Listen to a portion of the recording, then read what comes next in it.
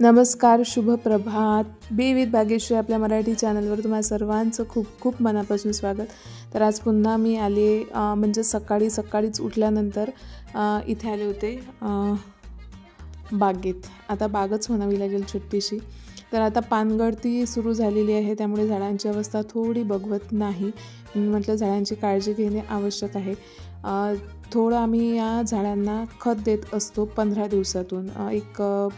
एक पॅकेट आणलेलं आहे, ते पाण्यात मिक्स करायचं आणि झाडांना द्यायचं. त्यामुळे झाडांची वाढ छान होते आणि याचा नेहमी अनुभव येतो आम्हाला. हे जर देण्यास लेट झालं तर बरोबर झाडाला फुले वगैरे येण्याचं बंद होतं आणि हे जेव्हा देतो तेव्हा लगेच अगदी 4 ते 5 दिवसात रिझल्ट दिसून येतो.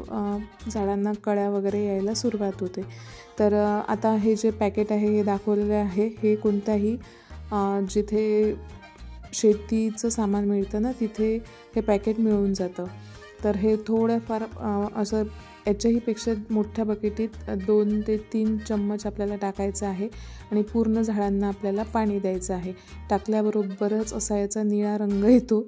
झाडांना द्यायचा आहे आणि मुलांपासून त्याच्यावर दिलेलंच आहे इन्स्ट्रक्शन की त्यांना छोट्या मुलांपासून दूर ठेवायचं आहे.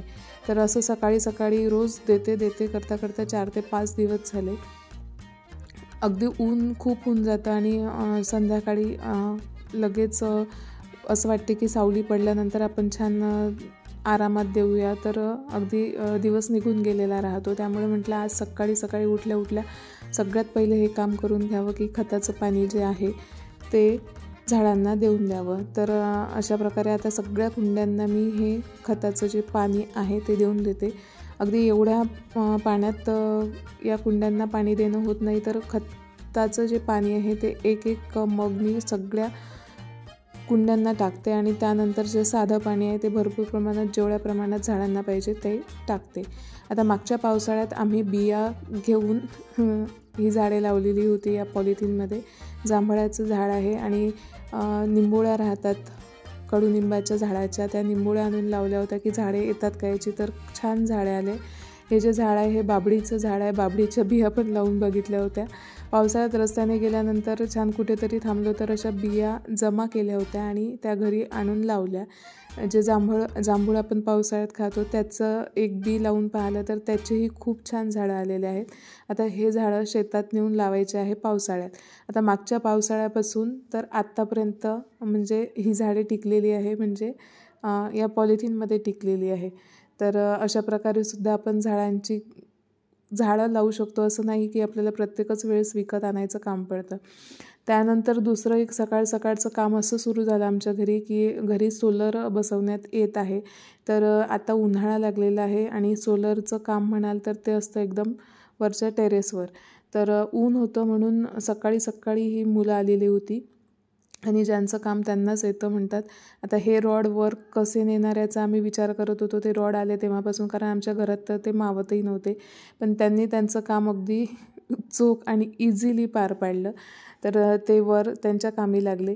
तर अशी सकाळची गडबड सुरू होती. त्यानंतर मी इथे दही लावायला घेतलेलं आहे आणि आज आहे फणसाच्या भाजीचा बेत. तर फणसाच्या भाजीची रेसिपी तुम्हाला दाखवून द्यावी म्हटलं. आता दही जे आहे उरलेलं ते मी या भांड्यात ट्रान्सफर केलं. त्यात दूध टाकलेलं आहे, अगदी तापवलेलं म्हणजे ज्यामध्ये आपलं बोट इझिली जाईल आणि ते आपल्याला गरम लागणार नाही इतकं तापवलेलं असावं. आता दही वरून टाका किंवा त्या भांड्यात पहिले टाका. दही लागतं छान, फक्त दुधाची जे गरमपणा आहे तो व्यवस्थित हवा. अति गरम किंवा अति थंड नको. तर असं ते दही खूप छान लागतं. आता भाजी फोडणी देत आहे इथे फणसाची. तर फणसाच्या भाजीची पद्धत सगळ्यांची वेगवेगळी असेल, तर आता मी माझी पद्धत सांगते. इथे लसणाची फोडणी दिली, त्यानंतर तिखट, मीठ आणि जोही मसाला आपल्याला टाकायचा आहे तो टाकला आणि त्यानंतर जे वाटण करतो आपण मसाल्याच्या भाजीसाठी ते वाटण खोबरेलं आहे. आता वाटणसुद्धा वेगवेगळे असू शकतात आपापल्या प्रकारे. तर इथे मी थोडे फुटाणे आणि थोडी गोडंबी आणि खोबऱ्याचा किस घेतलेला आहे आणि धण्याची पावडर हे सगळं वाटण करून घेतलेलं आहे. त्यामध्येच कढीपत्ता, सांबाराच्या दांड्या सगळं टाकून वाटण करून घेतलेलं आहे. आणि आता हे तेल सुटेपर्यंत आपल्याला छान भाजून घ्यायचं आहे. आता हे पहिले भाजून घ्या, त्यात नंतर तिखट मीठ टाका, किंवा पहिले तिखट मीठ टाकून लसणाची फोडणी देऊन तिखट मीठ टाकून नंतर हे वाटण टाका. कसंही टाका, भाजी छानच होते. तर या प्रकारेही कधीतरी करून बघा, भाजी छान होते. आणि फणसाला जे आहे ती 1 शिट्टी दिली होती कुकरची, फक्त 1 शिट्टी. आणि त्यानंतर आता फक्त इथे उकळी आलेली आहे तेल सुटेपर्यंत, आणि आपली भाजी फणसाची छान तयार आहे. तर हा ड्रेस मी मागचं जे चॅनल होतं आपलं, त्या चॅनलवर हा दाखवला होता. तर हा घेतला होता मी मिशोवरून. खादी कॉटनचा ड्रेस आहे आणि आता भरपूर वेळा वापरलेला आहे, म्हणजे अगदी मनसोक्त वापरला. आणि या उन्हाळ्यातही आता मनसोक्त याचा वापर सुरू आहे. तर आफ्टर वॉश रिव्ह्यू तुम्हाला या ड्रेसचा द्यायचा होता मला.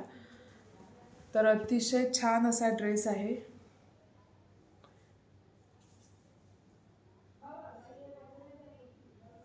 या ड्रेसवरचं वर्क थोडंही बेकार झालं नाही. फक्त एवढं आहे की याला धुतल्यानंतरही या ड्रेसमध्ये काही फारसा असा बदल झाला नाही की खूप श्रिंक झाला किंवा खूपच लूज आला, अशातला काहीही भाग नाही. याला प्रेस केला की हा ॲज इट इज दिसतो. फक्त एवढं आहे की याला इस्त्रीची गरज आहे, म्हणजे आहे. याला इस्त्री केल्याशिवाय आपण घालू शकत नाही.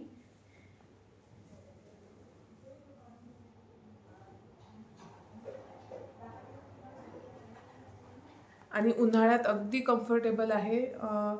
म्हणजे या ड्रेसशिवाय आता बाहेर जाताना कुठेही मी या ड्रेसशिवाय विचारच करत नाही, इतका कम्फर्टेबल आहे. आणि राहिला विषय पॅन्टचा, पॅन्टही खूप छान आहे, लूज आहे, म्हणजे कम्फर्टेबल आहे. आणि पायावर अशा प्रकारचं वर्क दिलेलं आहे. फक्त एवढंच आहे की याला इस्त्रीची गरज आहे. आणि दुपट्टा आहे आपला छान पिंक कलरमध्ये. हा दुपट्टाच इतका आवडला होता मला, या दुपट्ट्यावर मी ड्रेस घेतला होता हा. तर दुपट्टा खूप छान आहे. दुपट्ट्याचा कापड आहे थोडा सिल्क, कोणता सिल्क म्हणतात त्याला आठवत नाही आहे, पण त्या साड्या राहतात ना त्या सिल्कसारख्या. म्हणजे हा दुपट्टा अगदी बेकार होणार नाही, धुवून याचा रंग जात नाही, काहीही जात नाही. आता पुष्कळ वेळा वापरला आहे, ॲज इट इज हा दुपट्टा आहे. पुष्कळ वेळा धुतलेलाही आहे, पण जसा आहे कॉटन नाही आहे दुपट्टा, सिल्क आहे. कोणतं सिल्क म्हणता येईल याला, ब्रासो सिल्कमधून थोडा दुपट्टा आहे. तर अशा प्रकारचा हा दुपट्टा आहे. तर उन्हाळ्यात वेअर करण्यासाठी म्हणून जर तुम्ही खादी कॉटन किंवा प्युअर कॉटन तुम्हाला पाहिजे असेल तर हा ड्रेस तुम्ही आरामात घेऊ शकता. याची लिंक मी तुम्हाला डिस्क्रिप्शन बॉक्समध्ये देते, तर नक्की घ्या. खूप छान आहे, अगदी कमी किमतीमध्ये आहे. उन्हाळ्यात आपण कॉटनचे ड्रेस जर दुकानात घ्यायला गेलो तर 700-800च्या खाली अगदी म्हणजे पसंत येत नाही असे दुकानात ड्रेस असतात. म्हणून एखादा ऑनलाईन मागवला तर चांगलंच आहे. आणि आता याचा मी रिव्ह्यू देत आहे म्हटल्यावर तुम्हाला घ्यायला काही हरकत नाही. 100% मागू शकता, आरामात मागू शकता. तर चला आता इथेच करते मी व्हिडिओचा एंड. व्हिडिओ आवडला असेल तर लाईक, शेअर आणि सबस्क्राईब करायला विसरू नका. भेटू पुढच्या व्हिडिओमध्ये. तोपर्यंत बाय बाय.